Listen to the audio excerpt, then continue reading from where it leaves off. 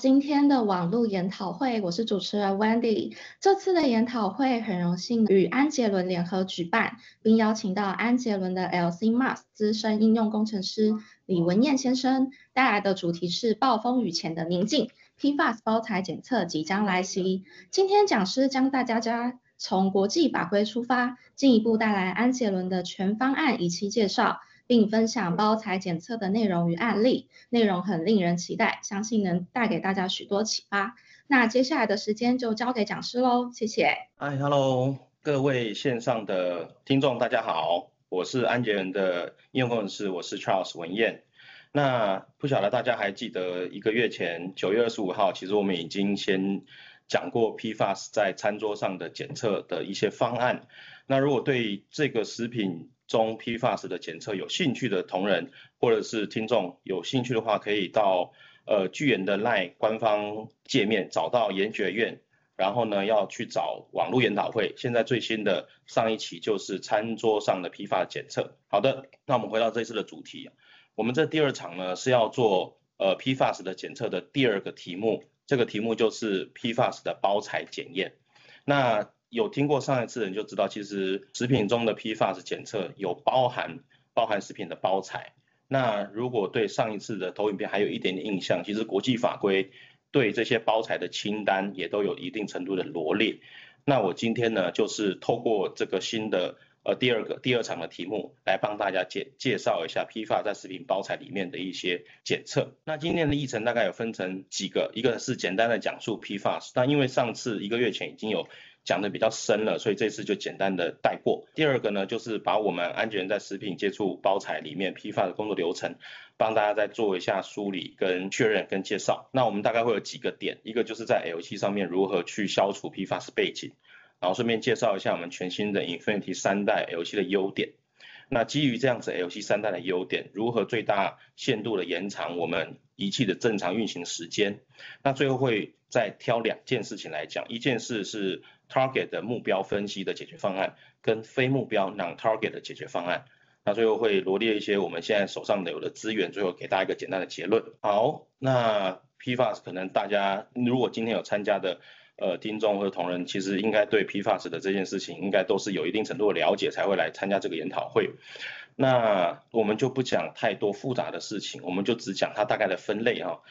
它应该就是全活碳化物，所以就是在碳上面的全部的氢取代成氟，这是第一种全氟碳化物，跟部分的全氟上面的官能基还保留一些氢的取代，大概是这2种。PFAS 原则上在现在的法规里面有的清单，大概已经罗列到70-80种。那其实以 PFAS 现在有上就是登录文献记载的，可能有接近1万多种，比如说 PopCan 啊，或 CanSpider。那主要会有这么多种，就是因为 PFAS 有非常多的降解、取代，甚至是人为修饰的这些产品。那我们今天要讲的，大概就是在食品包装材料里面容易检出或是国际法规里面有使用的 PFAS。那您可以看到在讲述的内容里面的左下角有个 FTOH 氟条醇类，那这个也是在包材里面会蛮常检测到的一个清单。那为什么要检测这些呢？当然是它在 PFOA 跟 PFDA 在这个环境里面或者是在最后使用包材的情况之下，很容易转化成这个 FTOH 相关的产品，所以也要顺便检测这样子的化合物清单。在包材的国际监管的法规里面，大概就分成几大块，美国、欧盟当然还有对岸的中国，还有像我们邻近的日本。在美国这边呢，其实美国很早就已经有一些市场上面的讨论。当然大家也知道，美国这边其实是 PFAS 污染比较严重的，当然它使用的时间也很早。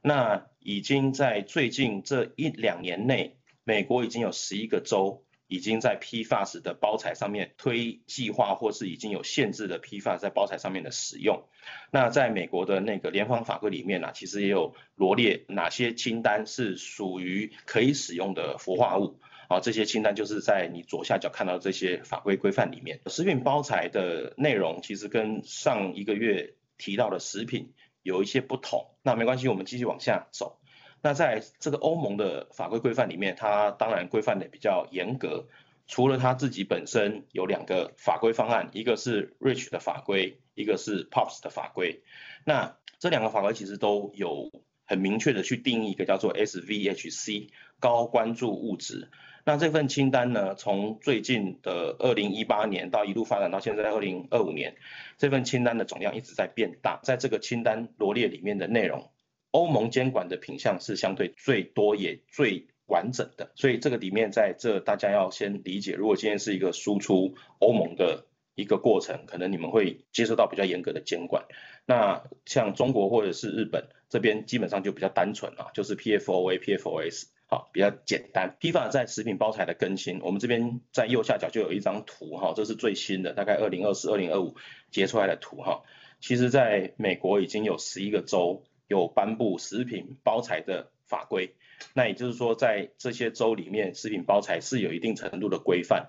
也基于这样子的规范，它的检测就变得非常有意义但也就仅限于这11个州。那当然，美国 FDA 其实陆续都有在推跟食品或者是食品相关里面的营养物质或是污染物水平的一个计划，有点是在做背景值的监控调查，因为大家也知道，就是美国是一个 PFAS 使用跟污染程度比较高的一个情况，所以呢，也就代表其实美国这边已经颁布了相关有包材规定的部分已经很清楚了，甚至他们也在做背景值调查。那因为食品中的 PFAS 检测其实是在1个月前有比较细部的介绍，包含国际法规。那这张图影片其实是在1个月前其实有拿来跟大家做讨论的。那也许有人也是第一次来听这个研讨会，上1个月的研讨期没有听所以如果对这个 PFAS 的食品中检测国际法规有比较强烈的需求的听众，可以回到1个月前的投影片或是一个月前的影片去找寻比较细部的答案。那我们在这里面呢，大概就只提国际方法里面看到的内容。在上一次我们就有提过以现在的 PFAS 食品检测里面，现在检测品项最多的就是你现在看到中间这个 LAC 跟美国 USFDA， 它检测的品项基本上是接近重叠，那只是说它的检测灵敏度是比较不一样的。你可以很明显的看到美国 FDA 检测出来的灵敏度相对来说稍微高一些，但是 LAC 的检测灵敏度相对比较低。那我们这边其实也有做一个简单的总结啦。如果今天是要看比较低的法规的话，大概就是欧盟的建议法规，欧盟的 POPs 或者是中国的 GB， 它可能是 PPT 级别。那如果今天是要 PPB 或次 PPB 级别的话，大概就是 LAC 跟美国 USDA 的这些标准。所以这个清单大家可以做个参考。那我不晓得大家有没有看到有一个黄色的区块，它叫做 option， 就是建议检测、选项检测。那在 LAC 的品项里面的右半边其实就蛮多有黄色的区块，大家可以看一下，包含 TAP 类，包含 FTOH。那这一类呢，就是在包材使用上蛮常会被检测出来的品项。所以呢，等于是说在食品里面其实有做食品该检测的目标清单，但是在包材里面的目标清单的扩展性又跟传统的食品又会稍微有一些不一样。我们在上一次1个月前其实对前处理的是流程有一定程度的探讨，那这次我们就直接给大家就是已经看到的内容了就是我们在安全在食品机制里面的验证工作流程，其实品项是相对很齐全的你可以看到上面有非常多不同的食品机制，液体类的、豆类的婴儿食品，然后肉类、蔬菜类其实我们都有非常完整的 AN， 然后也有跟国外的一些知名的大学或者是第三方检测公司去合作，去做一些研究的内容。那这些其实都在网络上 Google， 你可以看到上面都已经有很明显的我们叫做应用文件的文件号，比如说5994-7370 EN， 这个你只要在 Google 上面直接去找寻这个相关的内容，一定可以看得到详细的资讯所以这个没有问题，大家都可以随时上网再去做确认。 PFAS 其实在台湾可能我不确定大家关注的程度，但是在国外，起码在美国，它是一个非常大的一个题目，他们有非常多的电视公司都有去专题报道，甚至还有做非常多的影片，像最近一次大概就是黑水风暴，是有在好莱坞做成一个商业片来做放映。会做这件事情就是大家有对这件事情有关注，它有一定程度的热点，所以我这边也有罗列了一些简单的新闻，像在美国2021、2022其实都有 PFAS 相关污染产生出来的法律诉讼那这个其实大家如果上 Google 查 lawsuit， 然后 PFAS 其实有非常多的新闻可以参考。好，所以其实在美国这个污染这么大的一个区域里面，其实他们还一直在上演这种污染的戏码。所以呢，就是大家还是要关注一下，就是自己所在的区域，像比如说我们在台湾，那我相信在台湾肯定是有一些程度上的污染了哦，所以大家在不管是食品或是环境上面一定要特别的注意。PFAS 的分析安检人工作流程其实跟其他厂家逻辑都是类似的，只是我们安检人的整合方案跟产品品项更完整。首先我们有完整的样本制备，好，包含你们客户在使用的分析管柱、样本前处理 SPE。那在1个月前的食品餐桌上的 PFAS 检测，其实这边就特别提到，在 TFDA 的最近才上网的建议参考方法里面，其实已经有食品中 PFAS 的检测已经上到这个 TFDA 的建议参考方法了。那有兴趣的人也可以上 TFDA 的官方网站研究检验区块，找到建议参考方法，点进去，应该是最近10月28号就已经有新的食品中PFAS 的检测已经可以供大家提供下载。那为什么要讲到这个呢？因为它这一份文件里面有用到了前处理，其实就是安捷伦的一个产品叫做 Cap-EMA。那除了传统的这种 Wax SPE 之外，其实现在有说非常多新式的样本前处理，包含 Cap-EMA， 甚至是我们安捷伦出的叫做 Food EMA Package Kit。在上一次我们就有介绍，我们有Food 的 EMA Kit 有分着 Kit 1跟 Kit 2。它其实对应的这个样本机制是不太一样的，所以其实我们安捷伦在样本制备这一块其实有非常丰富的产品跟经验。中间就是现在大家听的这个主要的内容，包含了层析分离跟检验。我们安捷伦当然也是在分析管柱里面也是有非常长久的研发经验，包含现在常规的碳18，那甚至像大家看到 TFDA 出了一个 PFAS 的方法，它里面的管柱可能是用特殊的阴离子交换加碳18混合型，其实我们安捷伦都会未来都会有对应的产品可以供客户选择。当然到检测的部分就会提到我们最强的 GC、GC-MS， 还有现在当红炸机 LC、MAS-MAS、LC-QQ， 这都是我们安捷伦有的产品。在数据分析上呢，其实我们安捷伦也有非常多对应的软体。那除了一般使用者常使用的安捷伦定量定性之外，其实在数据分析里面有一块很主要的内容，就是你有没有内标的对应。以在食品来讲，可能内标对应问题比较没有那么复杂，但如果做 PFAS 经验比较老道的听众可能就知道，其实在美国的 EPA 1633里面，其实在数据分析特别有罗列一个叫做前添加的标准品跟后添加的标准品。一个是做仪器型的校正，一个是做样品前处理的校正。那它在这里面定了2个不一样的内部标准品的过程不一样，它在报告上就要去呈现这个前加跟后加标准品的一些回收或者一些添加的化合物的回收率。那我们在数据分析跟报告里面其实就已经把 EPA 1633的这套流程写在我们的报告方法模板里面，所以我们也特别针对 EPA 1633的部分出了完整的一个数据处理分析包，包含报告模板。当然这个是非食品相关的，就是 EPA 1633如果大家有兴趣的话，可以跟我们的业务专员去联系一下。下面就是讲在我们 LC 里面如何去去除我们的系统背景。我们安捷伦这边其实研究的算是蛮透彻的，我们很清楚知道我们的 LC 其实还是会有一些使用 PTFE 的涂层，我们就是尽量去拔除这种 PTFE 的涂层，所以我们就把管线进行管线涂层的更换，所以就是会先做几件事情，就是更换管线，然后呢在我们的 LC 里面呢其实也会有可能的 PTFE 的涂层，包含过滤器，所以我们需要把过滤器做拔除，然后还会去添加，因为我们已经没有这个过滤器了所以我们会用一个 inline filter 来去替代这个过滤器，当然才会去做一个延迟管柱的安装，所以我们也会这个 kit 里面也包含一个延迟管柱。除了这些事情之外，硬体上面是这样子的配置，但是在这个 kit 里面其实还包含几个大家可能会遗漏的地方。第一就是我们要使用的消耗品清单，我们可能会帮客户配上 PP 的 vial 瓶PP 的盖子，然后连上面的 safety safe 血清瓶的原件我们都会更换成 PP 材质，所以原则上您只要订购一个PFC Fridge Tool Kit 就会包含这投影片上面的3件事情。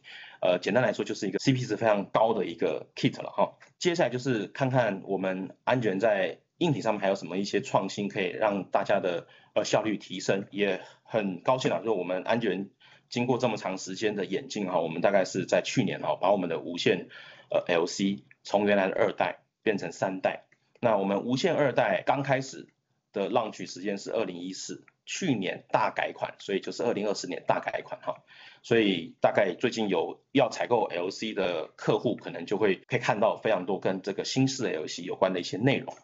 看起来就是远观看起来都跟我们现在 LC 非常类似，但是很明显可以看到我们在 LC 上面多了一个平板它并不只是平板这么单纯了，它是一个整合式的大脑，我们给它一个名称叫做 Infinity Lab Assist， 它其实是由一个模组再加一个显示器组成的所以它有2个东西，一个是 Assistant Hub， 一个是 Assistant Interface， 就是这个平板。那它能给大家带来的是什么好处？除了显示之外它有几件事情能帮大家做，这是大家在 LC 上面很常要执行的事情。第一件事情就是你的 LC 在使用的时候之前都要进行去气，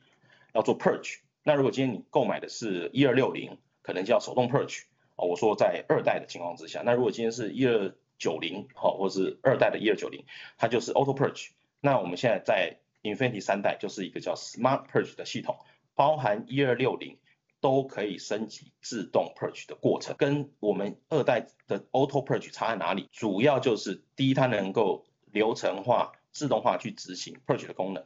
然后它也会去确认这个 Purge 中间的压差是否稳定。假设压差过大的情况下，它会延长 Purge 的时间，因为它会帮你去监测是不是稳定这件事情，所以我们给它一个名称叫做 Smart Purge， 这跟 Auto Purge 不太一样，大家要先理解。那中间这个呢，就是 Assistant Task， 在自动化然后排程的地方，我们就可以在上面去设定固定的时间，礼拜1、礼拜4的早上，在你要上机之前都去做 Make Ready 的功能，它会包含 Smart Purge，读取方法的平衡系统，然后去平衡，然后之后仪器 ready 准备好，然后等你上机。所以等于是说你到仪器边上，它应该已经全部做完你原来人工手动要去做的所有的事情，就等着你上机。那第3个呢，就是因为我们有这个即时显示的面板，所以呢它除了能够看到即时画面之外，它连troubleshooting 的这些过程都用 Wizard 的方式一步一步的整合在我们的面板上面。比如换针，OK 换针，他会问你说，那你现在 Auto Sampler 里面是不是清空？然后呢要做哪一步骤把我们曲板拿出来，然后一步一步往下做，他就会帮你一步一步的引导到换针的过程。那这个以前在2代版本就是要透过电脑打开小程式去执行，那它现在是直接整合在这个 Assistant Hub 上，它可以直接联动，相对的是更方便。那再来呢，这个下面这个功能呢，就是属于一个加选项Infinity 3代可以加选一个叫 Sample ID 的技术。那这个 Sample ID 呢，原则上就是要让大家在进行上样的时候，能够确保你上样的瓶子能够打的是正确的，这是第一步。再来是它放置的位置不要被打错，然后再来是它打的这些内容能够被记录下来，然后跟我们的令子做连接。刚刚说的这3件事情其实是3个不同的 stage， 那我们可以来看一下我们的 Sample ID 怎么执行。我们 Auto Sampler 把摆盘拿出来之后，下面的这个照相机会给一个镜头，然后快速的去给光，然后快速的去做扫描。所以它在做 Sample ID 的这个条码读取的时候，它是用一个快照的方式去读取，所以不是像我们传统的 barcode 哔哔哔哔哔的概念，它是一张全景照，快速去辨别我们摆盘里面所有的内容。所以大家可能会担心这个扫描速度过半的问题，看到我们这 SOP 的流程就知道它是一个快速的过程。所以呢，如果有对Sample ID 有兴趣的，这都可以，不论加装在我们的无线2代或是无线3代，它都是可以加装的一个模组。那细部功能呢，就等真的有需求，我们可以请业务来去介绍这个细部的内容。那再来就是在自动降器，除了刚刚说可以加装的这些3代的一些内容之外，我们其实也有推出包含1260跟1290的无线3代，叫混合型的多点降器。那它从我们原来的传统降样器多了一个主要的功能。我们传统的降样器呢叫做经典流通式 Classic Flow Through 的功能。所以我们现在大部分的安检的 LC 降样器全部都是这样子的一个降样功能。多了这个额外的功能是什么呢？就是多了一个叫安杰伦特殊设定的 feed injection，就是混合馈送式注射。它的这个流程原则上就是透过电子三通阀体来去做点放样本进到一个流动的管线，然后把我们的样本带到这个流动管线里面，进到管柱去做堆积。他想解决的事情就是在进样溶剂体积过大的时候产生的溶剂效应。那我们现在看到这个就是一个例子，这是一个 PFAS 的检测，从PFBA 这种4碳的，到 PFUDN 可能这种15、16碳的都在里面。它进样了40麦，这是相对大溶剂的体积，里面的溶剂是用甲醇。在传统的分析经典流通式的情况之下，可能到10麦它就会无法维持良好的风行，20麦就全部都会塌掉，会溶剂效应。透过这个 feed injection 的仪器，用点放的方式进行溶剂效应的消除。它这个里面的结果呢，是只有 PFBA 会有些微的拓宽，其他的包含5碳、6碳、7碳、8碳风行都能够维持。所以透过这样子的硬体设定，我们就可以提高进样量，让仪器的进样体积变多，然后仪器灵敏度会变得更高。接下来就是一样是这个应该是在1个月前都有提过如果今天客户想要在 LC MAS 上面快速的去启动一个 PFAS 的检测，除了标准品购买之外，有没有更快速的方式？答案当然是有的。我们安杰伦其实已经做好了一个很清楚的 database kit， 我们叫做 PFAS mRNA database。那它这里面呢，其实就是有2个东西会给到客户，一个是已经透过标准品建立好的 mRNA 的清单，就是您需要从原来的 LCQ 去做最佳化的这些条件，基本上在这个 database 已经都存在了。它当然会依据不同的机器会有不同的 database。第2个呢，就是会把我们测试的这个方法档直接附在这个 PFAS database 里面。所以如果您今天配的是1290，配的是6470，那它就会有一个1290配上6470的方法，那就直接读取，只要买我们对应的管柱，你就可以得到完全一致的出风。你手上只需要有4支标准品，你就可以顺便风险控管剩下的70支标准品。所以这是一个非常经济型的风险控管方案。那接下来就要往下讲一下仪器。那毕竟我们这边讲包材，还是要大家能理解一下包材上面的仪器的使用的一个大概的内容。我们安杰伦的 LCQ 大概分成3款低阶的 Artivo， 中阶的6475，高阶的649D。那当然这3款仪器主要的差异就是 sensitivity。软体上我们安杰伦非常的大方我们基本上都是一套 MAS 的12共用所有的软体，所以不管是刚刚的 Artivo 75或95，我们现在讲的这些内容其实软体上是都存在的，包含我们早期的维护指导 EMF， 包含自动化的调机，然后易于清洁的安杰伦 Vic Shield， 这都是我们刚刚提到的那3款机的标配。甚至到我们下面 Intelligent Reflex， 就是我们叫做上样反射注射逻辑，我们软体自动会去控制你现在开启的功能。比如说我们今天开启的是空白检测，这个 BK 里面会看10支 PFAS， 假设你设定这10支 PFAS 的 LOQ 设定是 0.1 个 ppb， 软体会自动去检测这个空白打完之后有没有高于 0.1 个 ppb， 假设有的话，它就会自动启动 Intelligent Reflex， 就像您现在看到的，它会有一个 I 字样，就它知道这个地方可能有污染了，所以它就自动加空白针再去监测。我们预设最多是监测3个空白针，当然最多可以设到10针了。但是这可以确保一件事情，就是你的样本跟空白之间，假设会因为样本浓度过高导致下一阵空白，甚至在下一阵样本可能有微量的污染的时候，可以把污染控制在 BK 自动控制，多加空白针来去确定下一针的样本不会受到污染。那这在以前的流程就是全部都做完之后，发现你的 BK 有微量污染，才去重新人工再去上样那些可能被污染的样本，透过我们的 Intelligent Reflex 就可以自动去检测这件事情。还有一个重点，这是 MAS 的12的标准功能，不管是低中高阶的 LCQQ 这些都是标配。接下来就跳到 GCQQ， 那我怎么会讲 GCQQ 呢？主要还是与包材这个检测方法跟一般传统的像我们1个月前讲的食品比较不一样。包材这边检测的品项，除了我们常见的这些 PFOA、PFOS 这种内容之外，我们还会有这种高挥发性的清单，包含 PAP 类跟 FTOH。那这一类呢，其实都很适合在 GC、MAS 甚至 GCQ 上执行。那以我们现在看到的法规规范，可能会分成2种执行的内容。一种执行内容是在包材本身可以接受比较高浓度的溶出情况下，其实 GC-MAS 是可以执行 PFAS 的高浓度检测。但如果今天是想要做像食品迁移这种试验，它里面接触到的浓度是更低的话，那就牵涉到 GC 的3种试剂感 GQQ。那我们在这里面又分成2个型号，7001就是现在大家最常购买的中高阶机。那当然还有个极致灵敏的7010C，也是如果对灵敏度有要求的话，也是可以建议购买这样子的仪器。所以完全是看你要用到的这个灵敏度来决定你要购买的仪器种类。新一代 GC 跟 GC-MAS 在智能化这个部分基本上也没有什么担心的，包含我们刚刚前面讲的 LCQ 智能感应功能、远端连接、性能评估跟平板说明，这些其实都是先从 GC Intuvo 9000开始的功能，一路到后面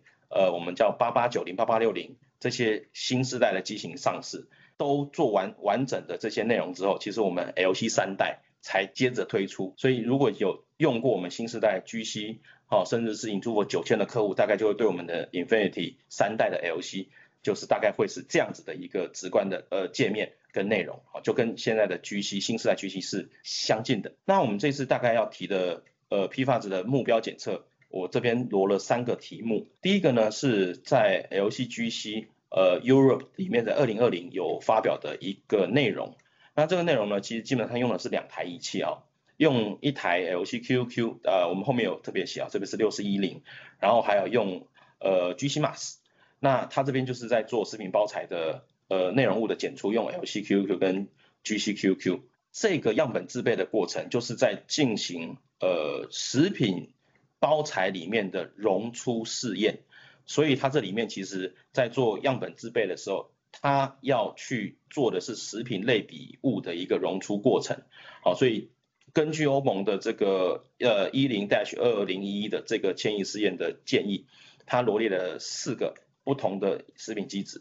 就是食品迁移的类比物了，3% 的醋醇，10% 的乙醇，50% 的乙醇跟橄榄油。这个呢就是罗列在不同的环境之下接触到我们食品包材，可能会把食品包材里面的 PFAS 溶出的过程，借由这4个食品类比物溶出物的一个检测，然后来去检测这个溶出物里面会产生出来的 PFAS 的内容跟浓度。所以大概就是分成水溶性的跟油溶性的这2种。那清单的话，大概就是像我们现在看到这个内容是一样的。GQQ 大概就是总共有8个化合物在这上面，然后清单条件其实都在这上面了但如果您想要比较细部的，包含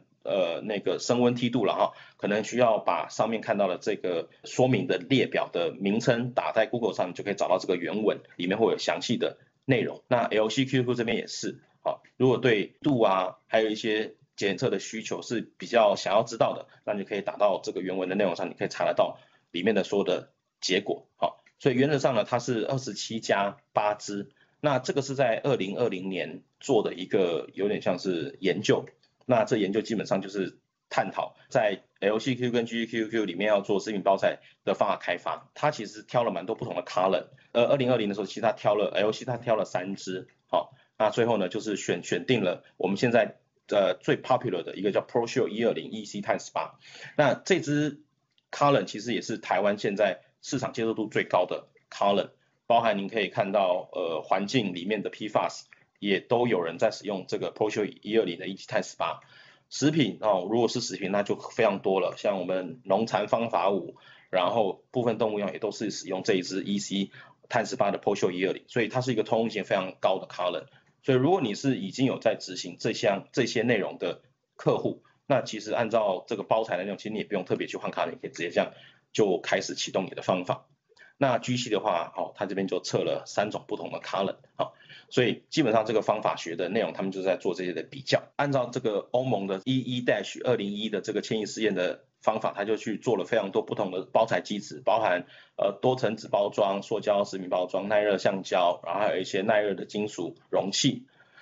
他在这一份研究里面，他其实是发现非常多，就是食品包材里面包含多层纸板跟铜板的纸板里面，其实都有测到 PFAS 化合物的浓度。这个浓度呢，大概都是在ppm 或是次 ppm 级别，好，所以也就代表，如果今天不是做迁移试验，假设是把这个本体拿去做食品包材内含物的 PFAS 的检测，这个浓度会更高。好，但这个东西可能就是未来大家在做食品包材要多去了解的一件事情，就是我们现在食品包材有分成食品包材的迁移试验检测跟食品包材本身。那毕竟台湾这边在食品包材还没有一个明确的规范了哈，所以基本上检测的浓度还没有被定义出来。好，我们现在可能就仅限于食品里面可能会有一些建议值，好，国外也是，但是对高浓度的包材清单，其实台湾并没有很明确的要求。我要讲的第二个题目是，这是在2023年的一个印第安纳州大学美国这边做的研究。那因为它时间就是过得比较久了哈，所以它用的仪器相对也比较新，清单的部分也比较跟上现在的潮流，但当然 GC 还是走这个 FTOH 跟 FOS 类，然后它 PAP 类的部分，它就把它并到我们 LCQQ 去做测试。好，所以其实原则上您刚刚看到在刚刚2020的 LCGC 的这个 paper 里面，它其实是把 PAP 并在 GC-MS， 但以现在我们看到这一篇2023年的 letter 里面，它只是把 PAP 类并到我们的 LCQQ 去执行。那当然我们这边就不会细部去探讨这个letter 的 paper， 大家有兴趣可以按照我现在看到的这个位置去搜寻，可以找到它详细的内容。那我们第三个就是要讲我们安捷伦自己有在做的这个内容，如果今天是以 LCQQ 来讲，做到什么程度？那左边的这个 application note 就是一个最新安捷伦用我们最灵敏的仪器 649D 去执行的一个 PFAS 食品中包材的检测。那在这个方法里面呢，它大概罗列了73支药品。食品包材其实是一个相对就是狭隘的机制啦，但如果你把它放大到一个比较大的范围，以传统的商品检验里面，其实也很常检验 PFAS， 包含纺织品、橡胶、电子产品，其实也都会做 PFAS。其实 PFAS 在台湾执行的经验，很多客户的经验甚至都可以做到大于100支，这都是有实际案例的哈。但我们今天只讨论 PFAS 哈。那在以这个 application note 的内容里面，其实它在做的过程跟刚刚的迁移实验就有点不一样了。好，这个也是一个公开的资源哈，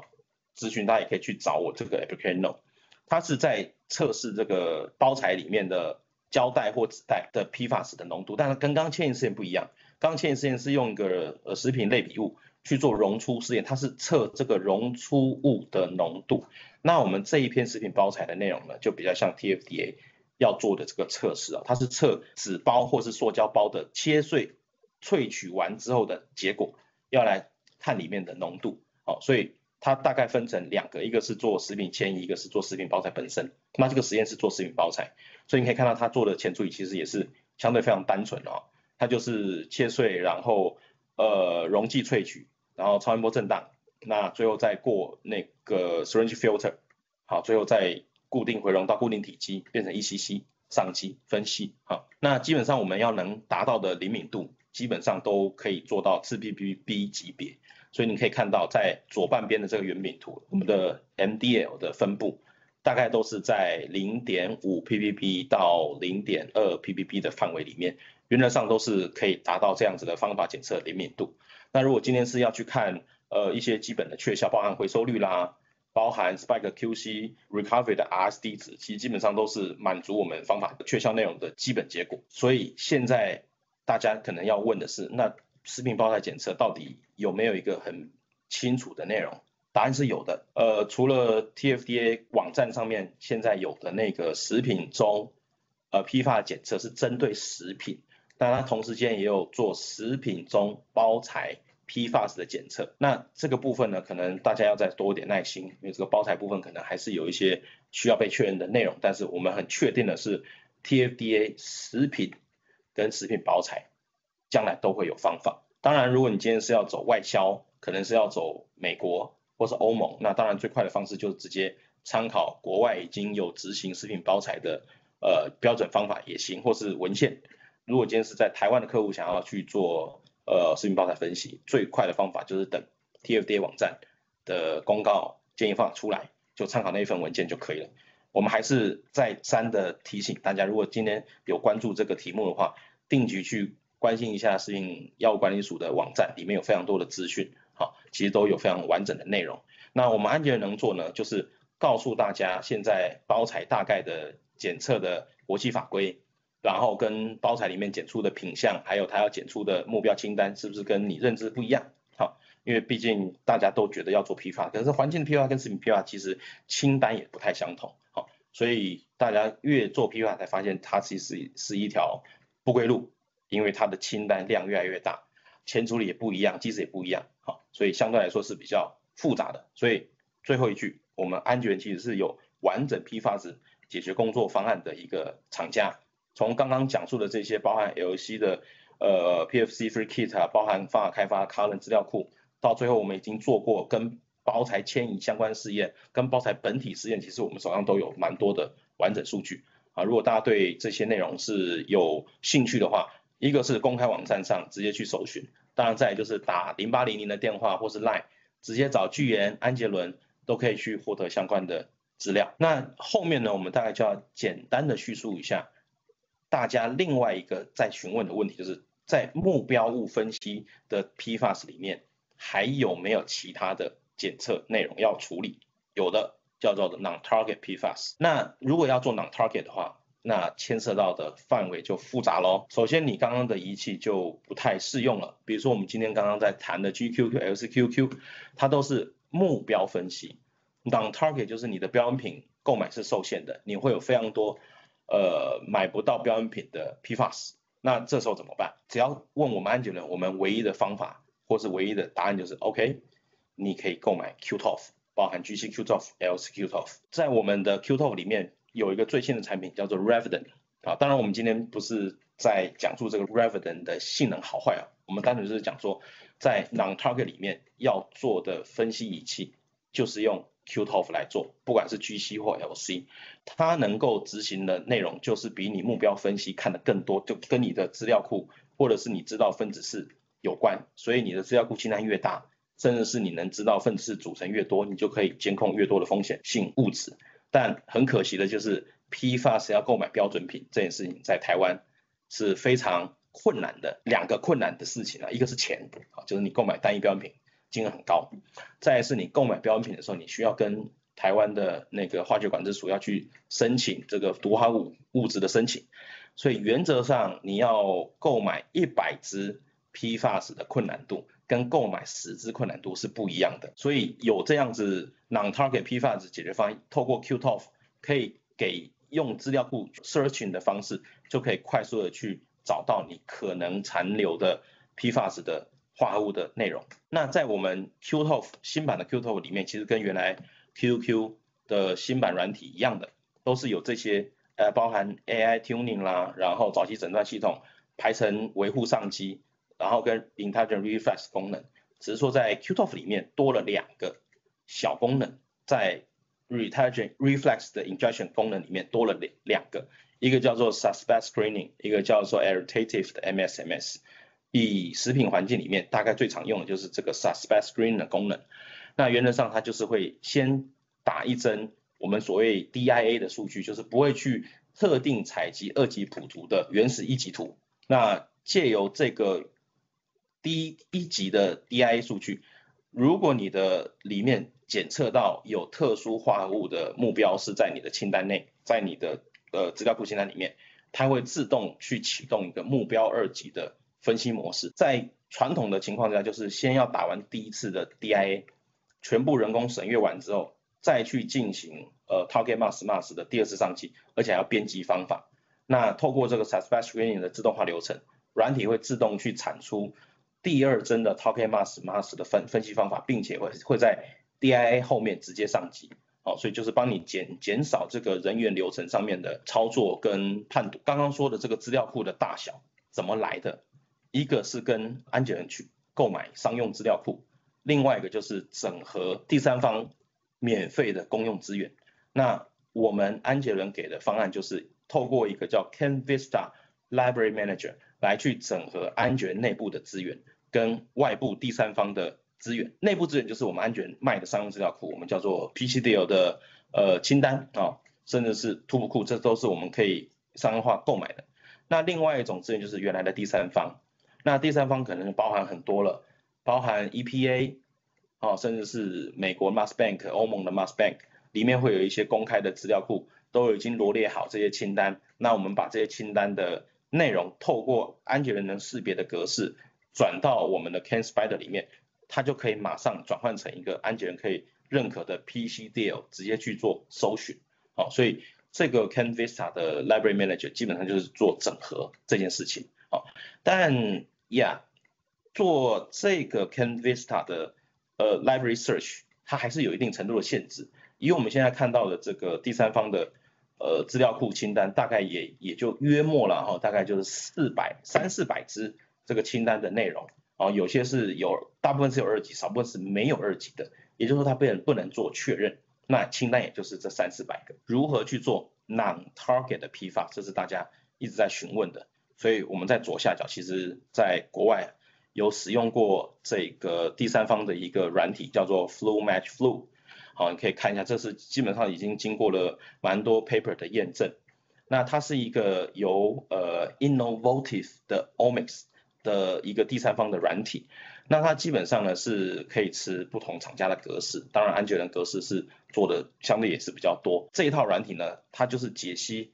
我们安全人的 LC/Q-TOF 的 raw data， 它会去帮你做包含 RT 的 simulation， 还有包含 MSMS 的图谱 fragment 的 screening， 来去拼凑你现在1级跟2级的 high resolution data 里面有没有可能这些分子量跟碎片是由 PFAS 所贡献的，所以它会由蓝色的区块来去做一个软体上面的计算，然后呢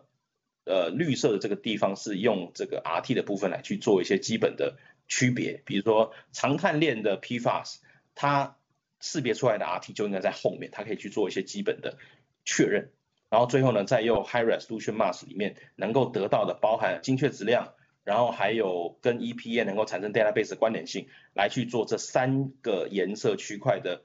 拟合，去确认说这些碎片跟分子量到底跟 PFAS 有没有关系。这个部分其实我们是有比较多的研究是透过美国的 McGill 的大学来去做相关的研究，那他们也是使用这个 Innovative 的 Omics 的这套 FluMatchFlu 的这套软体，那他当然做了非常多不同的食品包材，包含纸盘然后一个爆米花玉米袋啦，烘焙用纸，它都去做这些基本的前处理，然后再透过我们的 FluMatchFlu 去进行模拟，来去看它里面有没有可能产生出已知或是未知的 PFAS。结果 anyway 当然是有的，这个 paper 应该是在2022年的时候有做出这样子的发表，那它基本上也能够很清楚的识别在我们原来 target 里面本来就已经很清楚知道的这些清单，透过这一套 FluMatchFlu 的软体直接被标定出这么多支 PFAS 的清单内容，包含 RT， 然后它在里面也检测到对应的浓度。当然详细的细节跟如何判定这个 PFAS 的流程，我们都有相对应的 application note 甚至是 paper， 如果有兴趣的话可以上再自行 Google。当然对软体跟流程有兴趣的话，我们安全也可以帮大家做更细一步的说明。我记得在1个月前我也是会拿这个 slide 来跟大家说明，如果有机会可以打关键字 Google 安杰伦 PFAS Food 如果你想要针对 Food Packaging 也是 OK 的，打完之后我们安全在国外的页面其实有专业在讨论，包含 application note 法规，还有一些消耗品的建议，我们其实有非常完整的清单，所以如果对这个部分有兴趣，除了去观看1个月前餐桌上 PFAS 的投影片甚至是影片，甚至也可以直接到我们的官网上直接英翻中直接稍微浏览一下，你就可以获得大补完，我们这里面的东西非常的多OK， 最后我们来总结一下，其实在 PFAS 里面呢，在食品包材大概就分成2种，一种是 target 有目标性，一种是 non-target 非目标性的。那藉由刚刚的介绍，其实我们安全手上都有对应的方案。target 的部分就是 LC/Q-Q、GC/Q-Q 有不同时期做出来的application note 甚至 paper。non-target 的话是相对比较困难，但是安全也透过第三方的软体 FluMatchFlu 尽量去完成 non-target 的 PFAS 的辨认跟识别。当然还有非常多需要去完善跟软体确认的工作啊，但是我们安捷伦跟非常多的学术单位都一直在确认这个 non-target 的流程的结果啊，我们会一直帮大家更新。在从我们刚刚介绍的这些内容听到，除了就是消耗品之外，我们的仪器不管是 GC 或 LC， 在质谱端都透过非常智能化、智慧化的一些过程，去增加大家的运行时间，减少人员的消耗的时间跟使用，让仪器自动去帮 user 去做很多原来 user 本身要做的事情。那最后呢，就是再说明一下，我们讲完了这么多内容，我们安捷伦不管是安捷伦或是巨研，其实都有非常多对应的资源，包含美国、台湾，甚至是亚太地区，我们都可以找到对应 PFAS 的专家。那如果对 PFAS 的检验流程有非常多兴趣的话，我们有非常多的合作伙伴。除了原来安捷伦里面你看到中间下面安捷伦这几个应用科学家在执行这些任务之外，我们有非常多的合作伙伴，包含刚刚您可以看到的印第安纳大学、McGill 大学，然后甚至是Eurofin， 其实我们在国外都有对 PFAS 有非常多的合作跟研究。那如果有需要的话，也都可以发个 email 到我们这边，我们会找寻我们国外跟负相关的 director， 我们会直接问他们相关的问题，他们会把资源推播到我们台湾这边，我们就可以帮大家询问你们想要询问的内容。那今天大概内容简单介绍到这边，帮大家来科普一下那个食品包材里面的一些更新。主要是这样子的，就是大家如果想要快速去理解食品包材的一些内容，可以直接 Google 台湾看守协会空格包材，大家可以很快的就是被他们整理出来的结果可以去确认一下。其实食品包材呢，在这个看守协会这边，其实他们在台湾是有做出送样大概119个样本，然后呢送去国外的实验室去做包材的检验，就是去检验 PFAS。那它这里面检出来的结果呢，基本上超过1半，都有 PFAS 的成分。那我们先来探讨一下 PFAS 到底可不可以存在包材。原则上 PFAS 的使用就是目的要防油、抗水，甚至是抗酸碱，所以使用 PFAS 这件事情可能在早期的目的性上面就是会使用到 PFAS， 只是说大家对健康意识抬头就会认为 PFAS 本身其实是有致癌性危害。那这里面的检测，大家如果可以去查这个网站，它其实在检测的内容不是在测包材本体，它是测那个就是溶出的内容。原则上呢，它其实都还是会有这个 PFAS 的检出了。那所以大家看完之后，就心中要有一个概念，就是能不外带不外带，然后外带使用自己的盛装容器是比较重要的。所以大家如果对食品包材里面的 PFAS 检测想要快速去恶补一下相关的背景，就是去查询一下看守协会，然后包材基本上就会有非常多清楚的一些介绍。它里面的研究员其实都已经做出完整的国际的介绍跟说明，然后包含去说明这个检测出来的内容具备的意义跟国外大概要违禁的物质哪些东西跟这个清单有关。所以呢，老话一句就是资源是很丰富也很公开的，大家可以多上网去搜寻一下，这个题目可能比大家想象中的都还要大。我这边补充到这里，谢谢。好，谢谢讲师，最后还帮我们科普了许多实用的知识。那今天的时间也过得很快。那 PFAS 这几年呢，议题一直受到蛮多的讨论的，那有非常重要的实务跟学习的价值。那相信大家今天应该都收获满满。那我们的活动就到这边，再次谢谢各位来宾，也谢谢讲师。那我们的议程将在2分钟后结束咯。再次感谢各位来宾的热情参与，祝大家工作顺利，然后也实验顺心。那我们下次再见咯，拜拜。